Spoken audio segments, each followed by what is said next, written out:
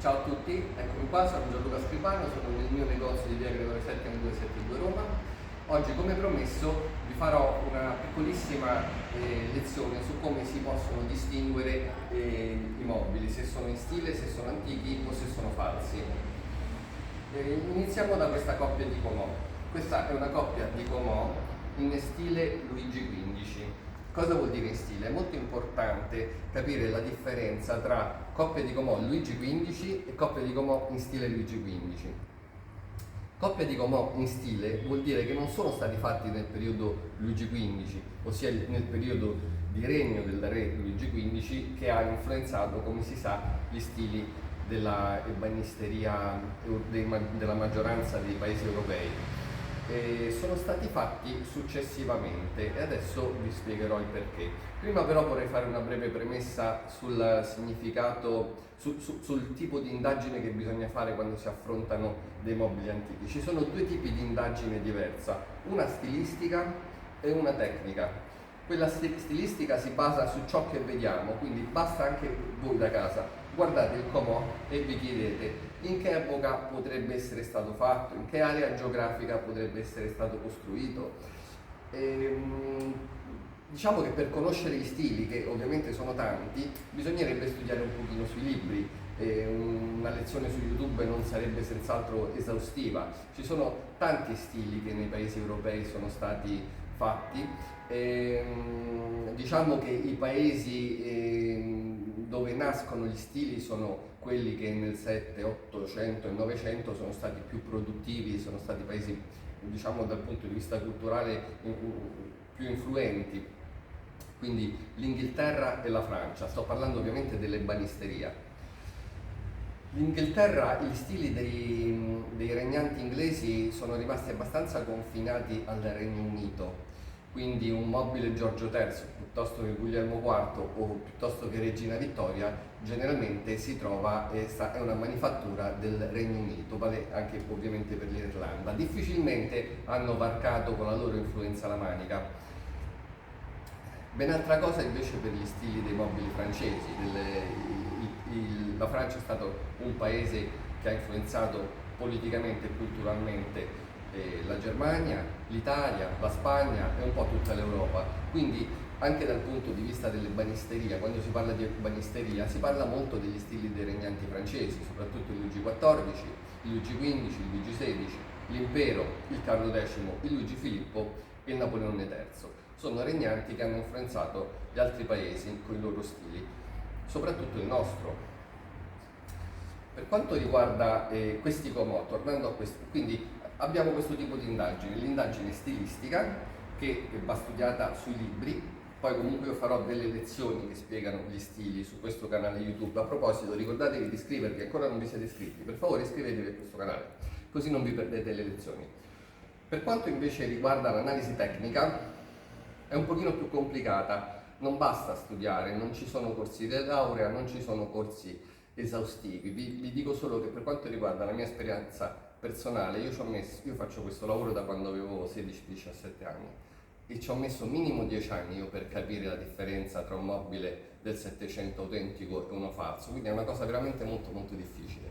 Bisogna conoscere le tecniche di costruzione, quelle si possono imparare, ma soprattutto bisogna riconoscere la patina.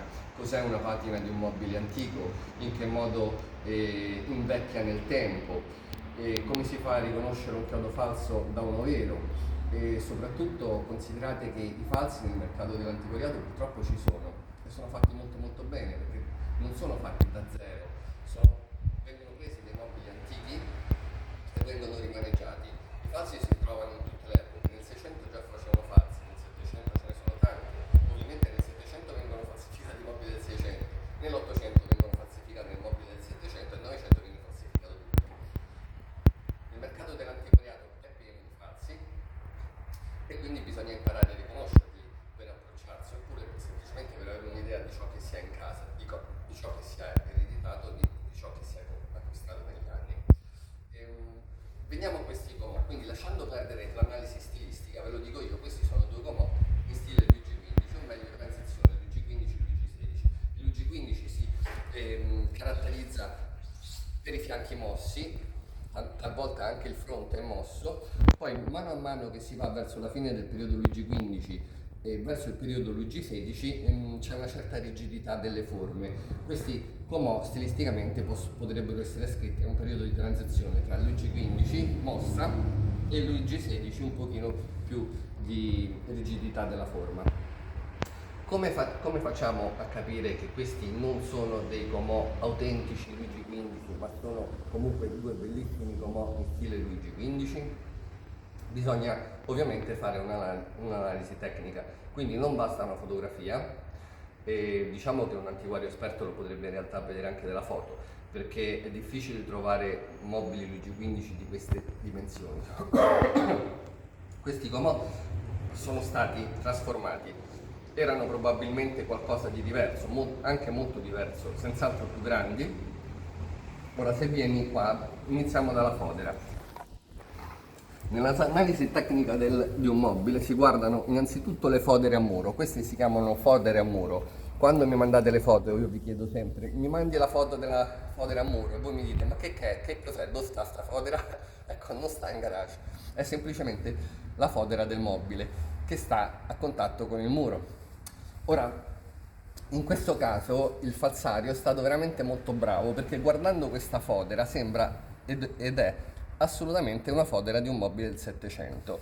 Quindi ci sono i segni della sgorbia, che sarebbe una specie di pialla che usavano nel Settecento, ci sono i chiodi antichi. Fai uno zoom su questo chiodo. Il chiodo antico di un mobile del Settecento è così, può essere anche un po' più piccolo, però in Italia in genere è un pochino più grande, può essere sia in ferro sia in legno. E questo è l'altro comò, e questo è l'altro chiodo.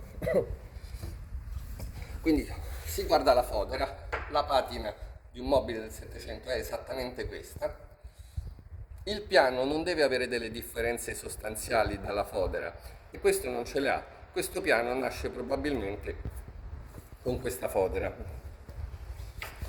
Queste imperfezioni sono tipiche dei mobili del Settecento. Ecco qui un altro bel chiodo settecentesco. Adesso, una volta visto che il piano e la fodera più o meno non ci suscitano nessun particolare dubbio, si va giù di sotto e si vedono le gambe, come le gambe vengono attaccate al comò. E già qui vediamo che c'è qualcosa che non va. Guardate questa differenza di patina. Questo è liscio, è levigato, sembra quasi stato trattato con uno strumento elettrico per quanto è liscio. Un mobile del Settecento non può avere questa perfezione. Quindi la gamba non è del comò, però potremmo pensare, vabbè, è un comò antico al quale hanno cambiato la gamba. E no, guardate qua, la patina dell'impiallacciatura della gamba, che si chiama placcatura nei mobili del Settecento, è identica a quella del resto del comò, che abbiamo detto che è buono. Quindi che cos'è che è successo? Perché se questo è antico e questo è nuovo, il noce qui è lo stesso? Ve lo dico io, perché l'hanno totalmente rimpiallacciato. Quindi se questa è nuova e questo è vecchio e questi sono identici, vuol dire che quando hanno messo questa gamba hanno totalmente rimpiallacciato il mobile. Sapete cosa vuol dire un mobile completamente rimpiallacciato, anche se ha le fodere antiche? Non c'ha nessun tipo di interesse artistico o collezionistico, è semplicemente qualcosa di decorativo. Anche se nasce nell'antichità, questo mobile ha perso il suo significato artistico, è semplicemente un bel mobile decorativo dove mettere dei vestiti. Adesso mi fermo qua, anche perché devo bere, ancora non ho bevuto, e nella prossima puntata vi mostrerò altre particolarità di questi due comò. Quindi iscrivetevi al canale e rimanete con noi. Ciao!